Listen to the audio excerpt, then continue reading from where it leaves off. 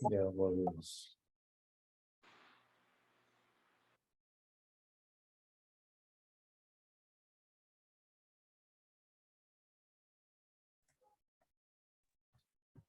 No se escucha, profesor. No se escucha, profe.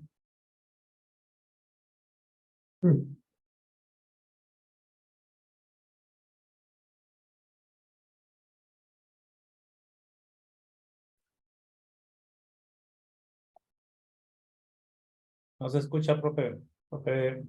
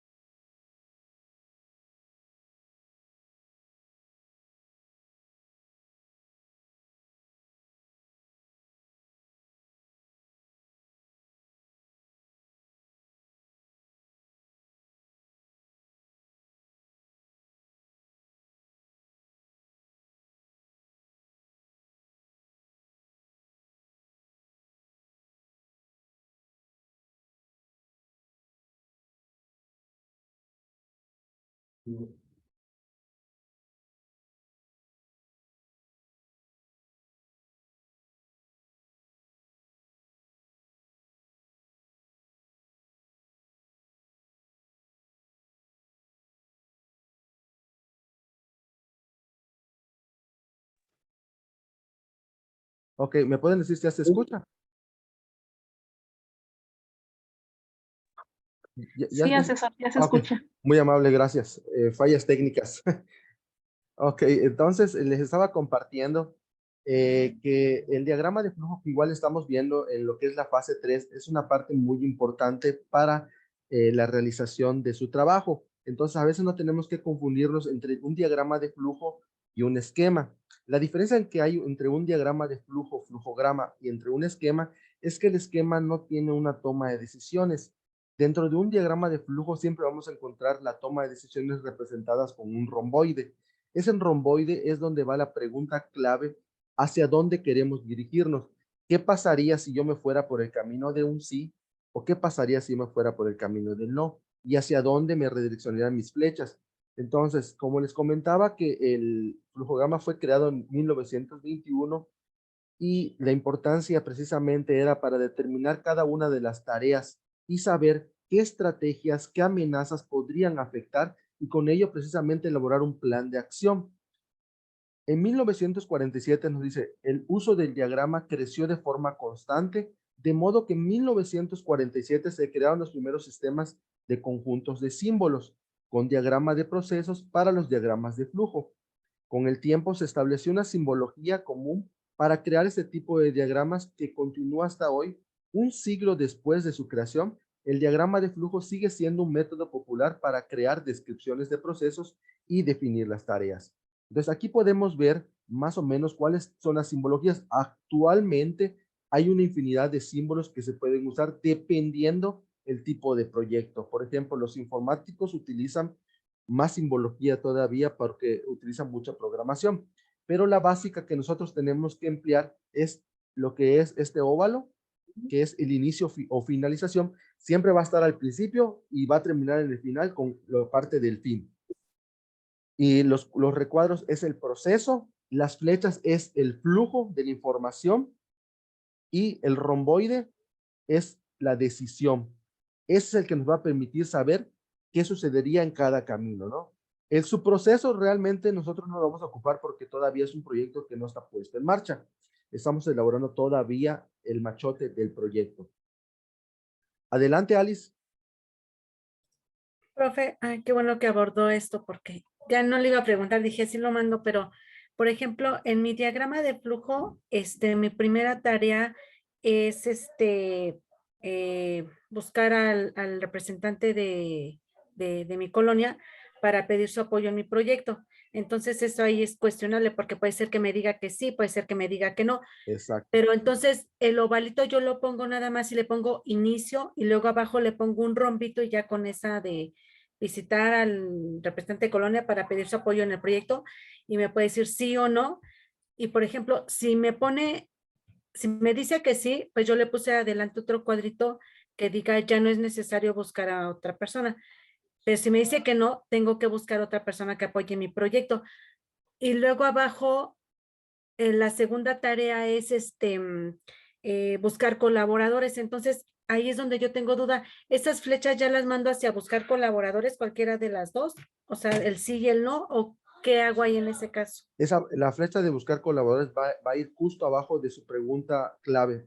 Por ejemplo, usted pone inicio, porque ese es su inicio, ¿no? Y ahí dentro del inicio, no sé de qué fase lo está ocupando, si de actividades previas, de desarrollo, de concreción. Supongamos que sea de fase de desarrollo. En inicio va a poner fase de inicio, actividades de desarrollo. Pone su inicio, su flecha, y abajito va lo que me decía usted, que era reclutar a quién, perdón. Primero, o sea, primero es el inicio, ¿no? Y Ajá. luego abajo puse un rombito que dice, visitar o bueno, pedir apoyo al representante de colonia para que participe Bueno, en el proyecto. ándale, antes de eso, póngale un cuadro en rectángulo y esa información que me acaba de decir va a ir dentro de ese rectángulo. Va a poner otra flecha de flujo y ahí donde va a ir la pregunta clave. En el romboide va a poner acepta, entonces pone sí y pone no. ¿Qué pasaría si no acepta? ¿O qué pasaría, perdón, qué pasaría si acepta y qué pasaría si no acepta? Y abajo de ese romboide va a poner la parte de los colaboradores. Y también puede abre su cuadro de proceso y abajito del cuadro de proceso hace otra pregunta detonadora, porque a lo mejor puede ser que no todos los colaboradores acepten de la misma manera y ya usted ya puede determinar cuándo va a ser su final.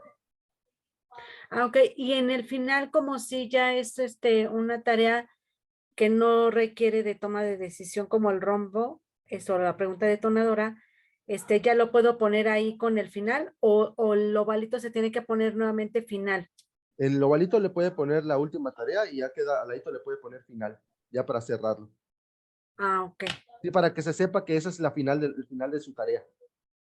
Ajá. Ok. Bueno, y en este caso usted mencionaba, bueno, yo le puse diagrama fase 1, previos, ¿no? Era previos, actividades Actividades previas. previas, sí. Sí, Ah, lo que ok. pasa que dentro de las instrucciones de la fase nos pide que cuando elaboremos precisamente ese diagrama de flujo, eh, pongamos lo que es de qué fase lo estamos realizando. Sí, ¿Para eso qué? sí. Sí, ¿para qué? Porque es muy importante que así se me facilita a mí ver, bueno, lo estoy implementando de actividades previas. Entonces yo ya relaciono su diagrama de flujo con sus actividades previas y veo su toma de decisiones. Y ya en base a eso ya se ven las amenazas, con eso usted puede establecer estrategias más adelante, acciones que le pueden servir en dado caso que a lo mejor, como dijera usted, no aceptó el colaborador, entonces ya sé qué puedo hacer en dado caso que llegara a pasar. ¿Sí? Porque es un pronóstico. Ok. ¿Sí? Sí, gracias. De nada. Ok, entonces continuamos. Entonces, después seguimos en 1947, viene lo que es la etapa del diseño. Antes, cuando se hacían los diagramas de flujo, los programas, todos se hacían precisamente en base a papel. Antes era un poco complicado porque el hecho de que a lo mejor pudiera haber correcciones dentro de un flujograma, teníamos que romper ese papel y volver a rediseñarlo. Precisamente por eso nace la importancia de las tecnologías emergentes. Esto surge de la necesidad de las personas de poder realizar el trabajo, maximizar, como siempre hemos visto, maximizar la productividad y minimizar los tiempos de entrega. A su vez, esto nos permite presentarlo de una manera más estructurada y si en algún momento tenemos que hacerle cambios a ese flujograma, es de una manera tan sencilla que podemos nada más entrar al programa y modificarlo. Entonces, la parte del diseño se dice, determine los principales componentes del proceso. En este paso, es necesario aclarar cuáles son las entradas del proceso y sus salidas, así como las actividades que se desarrollan en el mismo. Ordene las actividades que ustedes ya las tienen ordenadas. Precisamente por eso, dentro de la fase, les aparece una nomenclatura. Actividad 1, tarea 1.1. Actividad 1, tarea 1.2. Actividad 2, 2.1 y consecutivamente. El diagrama de procesos de un negocio es un flujo, por lo que necesita ordenar estas actividades y puede hacer una lista cronológica. Por eso se los pide de esa manera. Elija los símbolos correctos para cada actividad. Hay varias notaciones usadas para dibujar diagramas de flujo de procesos.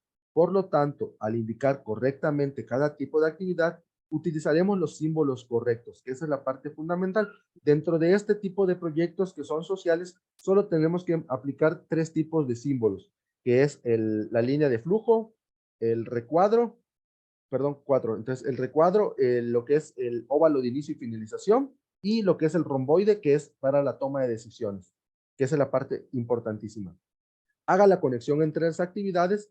Para eso se utilizan conectores, normalmente flechas y líneas de puntos o continuas, dependiendo el tipo de información, que comúnmente en este también son flechas continuas, porque las flechas de línea de puntos significa que hay como que desvío de información hacia otras áreas, y eso más o menos lo ocupan lo que son la parte de informática.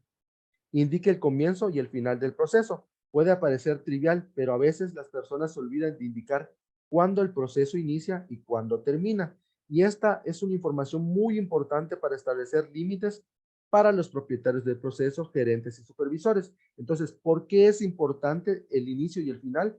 Para que cuando se los presenten a su público objetivo, ellos sepan cuándo va a iniciar una tarea que ustedes, o una fase, y cuándo es su fecha final. Adelante, Alice. Ay, perdón, profe, no, ya no bajé la mano. Ok. Adelante, Olga. Mire, usted nos menciona que solo son 3 símbolos los que vamos a utilizar. Nosotros ya realizamos un diagrama de flujo en la actividad 6. Ok. Precisamente ahorita tengo aquí la vista de mi diagrama y yo puse también, además de esos símbolos, puse un triángulo invertido. Ok. Que dice que la acción es esperar la respuesta, o sea, esperar, porque, bueno, nos mencionó la asesora anteriormente que si había que esperar un tiempo, se tenía que considerar dentro del diagrama, que ese tiempo, pues, teníamos que tomarlo en cuenta. ¿Está bien hacerlo así o esta vez, ahorita con este nuevo diagrama, omito este símbolo? Si usted considera que hay un tiempo de espera para esa actividad, lo puede emplear sin ningún problema. Gracias. La parte nada más es para hacérselos más sencillo en el aspecto de que, como bien comenta, hay simbología que se puede emplear y ya es una cuestión de más profundidad. Entonces son subprocesos que se utilizan para tiempos de espera, para tiempos vuelve a ser una retoma de inicio de la información nada más. Pero sí lo puede utilizar sin ningún problema. Ajá, o se puede omitir también, ¿verdad?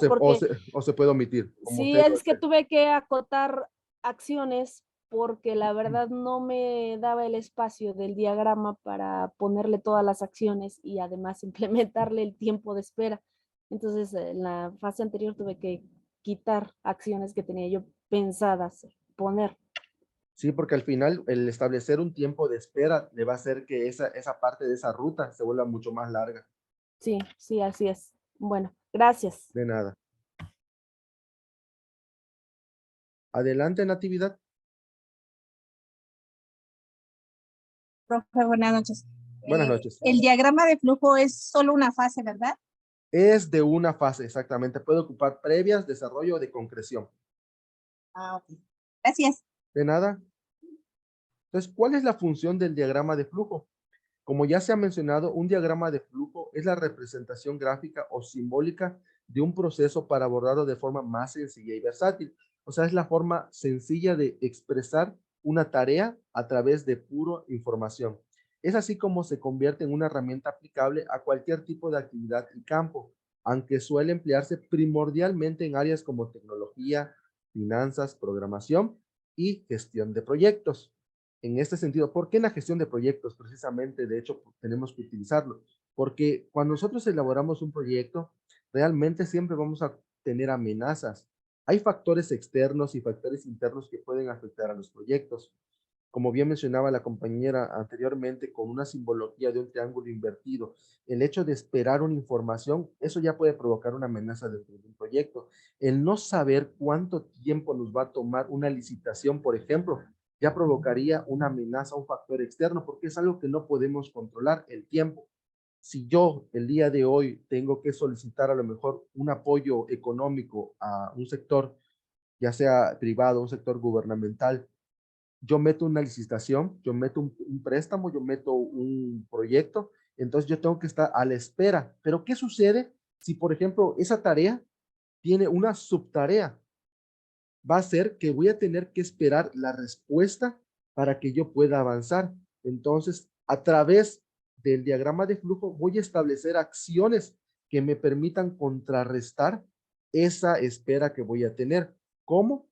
Puedo establecer estrategias diferentes, a lo mejor buscar otro tipo de recursos o a lo mejor reestructurar esa tarea, estructurar esa fase, ¿no? En este sentido, y más allá de sus orígenes ligados a la informática, esta herramienta permite a las empresas tener una mayor organización y evaluar, mejorar o replantear secuencias de actividades y protocolos de distinta índole, pudiendo hacer correcciones antes del desarrollo final del proceso. O sea, que el diagrama de flujo nos permite todavía anticipadamente, antes de llegar al cronograma de trabajo, corregir ciertas actividades que pueden fallar dentro de mis fases o dentro de cada una de las fases que yo empleo. ¿Por qué? Una vez que nosotros lleguemos a un diagrama de Gantt, el diagrama de Gantt, que igual es una herramienta flexible, que igual nos permite igual corregir, sin embargo, esto ya nos permite encontrar esas amenazas externas y poder volver a replantear una fase para que cuando lleguemos, digamos, ¿sabes qué? Ahora sí, ya está bien estructurado, y entonces voy a establecer ciertos tiempos para la realización de mis tareas. Pero además concentra muchas ventajas que permiten, por ejemplo, diseñar, planificar y gestionar protocolos y equipos de trabajo, analizar visualmente problemas o ideas. Adelante, ¿alguien quiere tomar la palabra? No, no, no.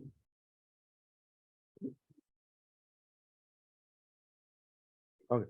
Estandarizar procedimientos para hacerlos más ágiles y efectivos, facilitar la comprensión de procesos al sustituir grandes cantidades de texto por imágenes, porque al final de todo, si yo agarro y hago un diagrama de flujo y de repente yo presento mi diagrama de flujo, que es este, ¿no? Por ejemplo, con Creatily. Aquí ustedes pueden ver uno creado con Creatily. Yo agarro y tengo mi junta vecinal mañana. Yo llego con los vecinos y les digo, ¿sabe qué, vecinos? Miren, así va a estar la distribución de mis tareas. Eso es enfocado solo a una, ¿no? Pero si ustedes lo presentaran, serían que enfocar todas, ¿no? Así va a estar esto y les empiezan en uno a explicar. Entonces, a través de esas imágenes, ustedes pueden explicarle cuáles van a ser las rutas que ustedes van a tomar en caso de. Tenemos cómo crearlo con Creativity, tenemos con Diagrams, que también podemos emplear, y Draw, que también nos da la forma de hacer un diagrama de flujo. Acá los dos caminos, la toma de decisiones, y es lo que les comentaba.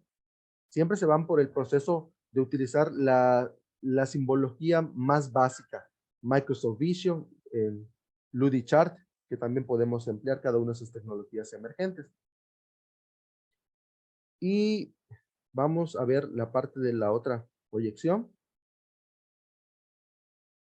que esta parte sí también es demasiado importante, de cómo hacer correctamente la planificación y estimación de recursos de un proyecto.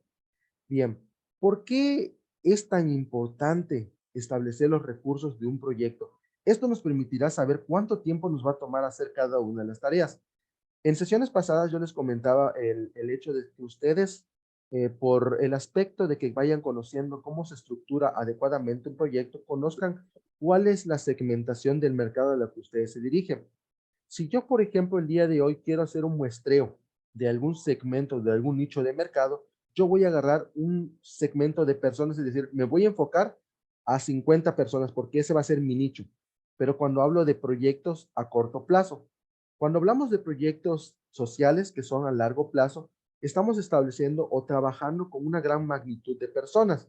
Entonces, el saber, el estimar, el conocer cuál es la magnitud de la sociedad a la que yo tengo que trabajar, entonces me permitirá por lo menos conocer más o menos cuántas computadoras, cuántos lápices, cuánto de todo puedo yo ocupar para un proyecto a largo plazo. Y por lo mismo yo les comentaba la sesión pasada, para no calentarnos la cabeza, simplemente establecer recursos monetarios, dinero en efectivo,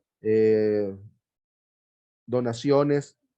Con eso ya se hace alusión de que ustedes necesitan dinero para su proyecto. ¿Por qué?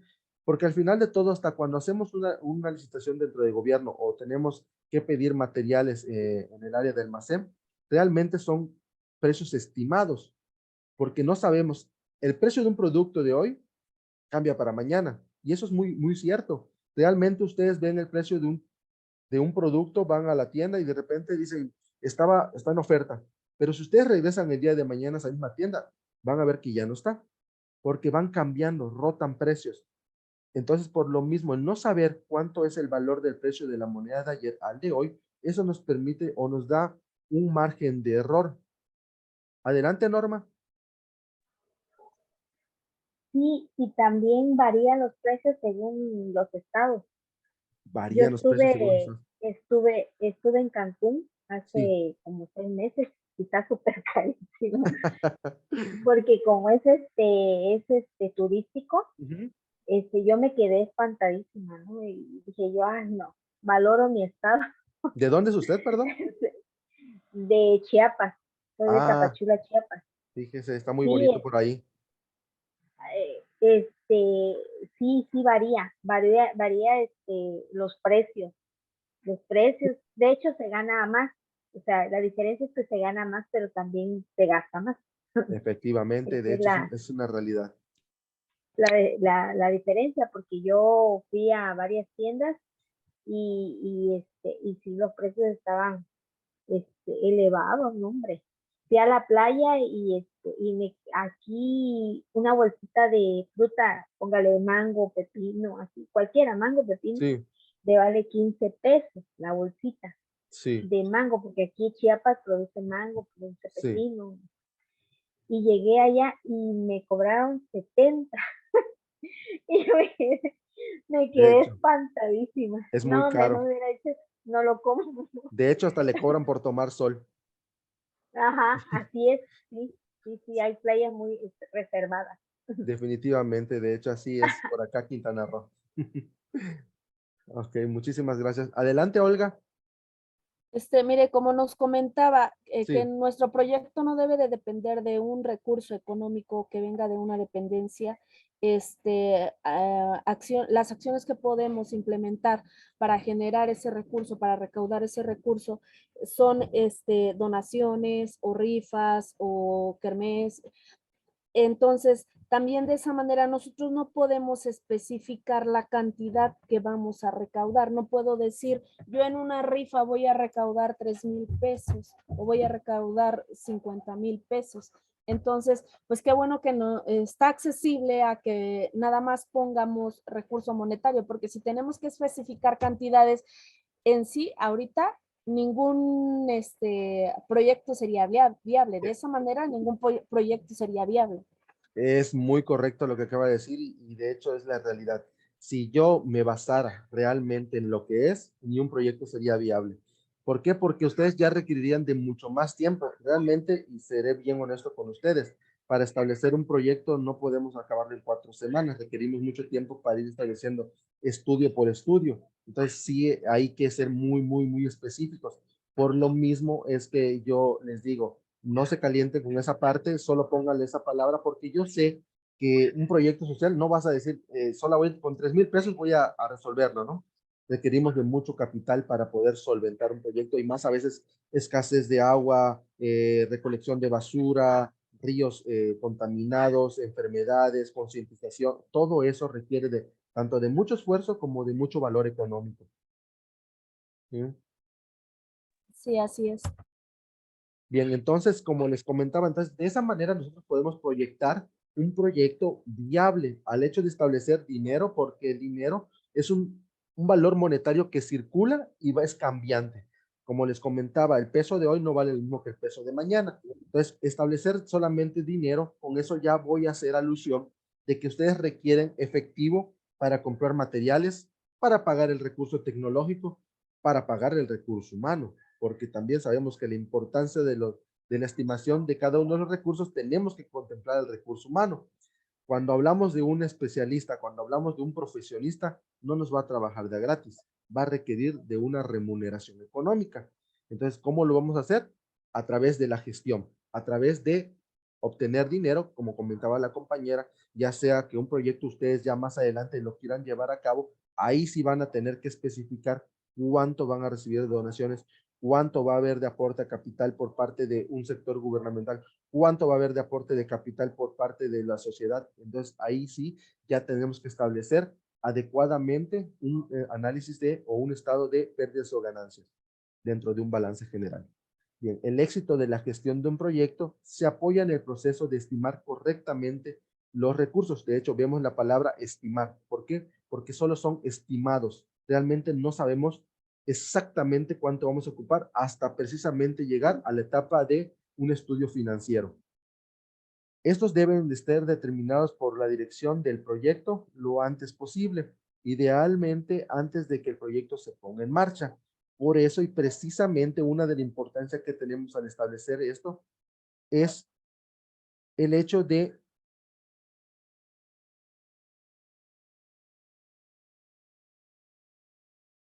saber más o menos cuánto material ocuparíamos, cuánto recurso tecnológico, cuánto recurso humano, porque de eso va a depender cuando nosotros lleguemos y digamos, ¿sabe qué? Requiero de tanto capital, porque van a decir, a ver, préstame tu anteproyecto, vamos a revisarlo, y empiezan a checar, ah, mira, está bien definido, van a requerir tanto personal, y empiezan a hacer ahora sí su análisis financiero. Entonces sí requiere ese capital. Entonces, la estimación de recursos consiste en la planificación y garantía de la disponibilidad de los mismos para asegurar el buen desarrollo y éxito de un proyecto. La gestión de los recursos disponibles es esencial para cualquier proyecto y debe tener en cuenta incluso antes de que el mismo, como decía, comience. La gestión de la cantidad de recursos necesarios, así como su optimización, son dos de los factores clave para cumplir a cabalidad con la entrega de un proyecto. Bueno, antes de finalizar esta presentación, ¿tienen alguna duda con respecto a las fases, a lo que van a entregar? Si no, para dar por terminada la sesión, para que coloquen su nombre completo en el chat. Adelante, Olga. Perdón, yo nada más tengo una duda rápido. Adelante, sí. ¿Cómo puedo, ya se me olvidó. Lo que hacemos el formato APA, la aplicación de WhatsApp. El formato, para ponerlo en APA WhatsApp, que es una tecnología, una app, de la misma manera, se lo voy a escribir para que lo vean el ejemplo. Perdón, ¿cómo puedo referenciar un audio o un video? Por ejemplo, si voy a grabar el audio en WhatsApp, ¿cómo lo referencio? ¿Cómo hago referencia que utilice WhatsApp? Ahí voy, vamos a hacerlo rapidito. Déjenme nada más buscar una información.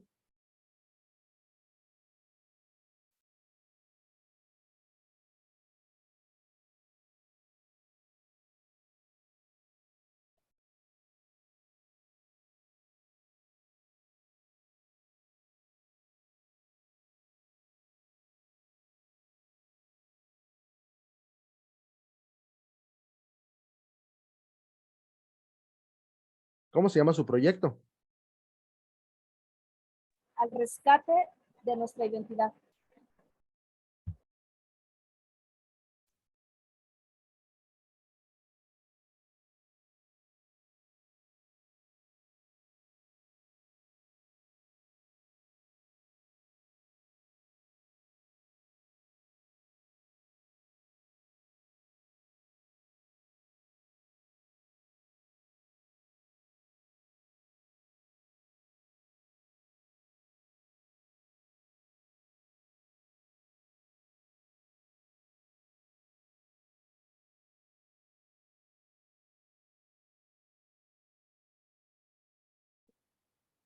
Así como se lo puse ahorita, no sé si lo puede ver en el chat. Es WhatsApp, entre paréntesis va el año de la creación de la aplicación, que es una app. En el 2009, entre comillas, va el nombre de su proyecto y nada más le ponemos recuperado de, y es el link de WhatsApp. Así se referencia una tecnología que va a ocupar para un audio. Este es el link de WhatsApp. Ajá, exactamente, es el link de WhatsApp. Está bien, muchas gracias. De nada. Se nos acabó el tiempo. Si pueden poner su nombre completo en el chat, por favor, para que yo tome el pase de lista, si son tan amables. Y les agradezco mucho el hecho que hayan asistido el día de hoy. Cualquier duda que igual lleguen a tener entre fin de semana, igual con toda confianza me pueden escribir en la plataforma. Les contesto a la brevedad posible.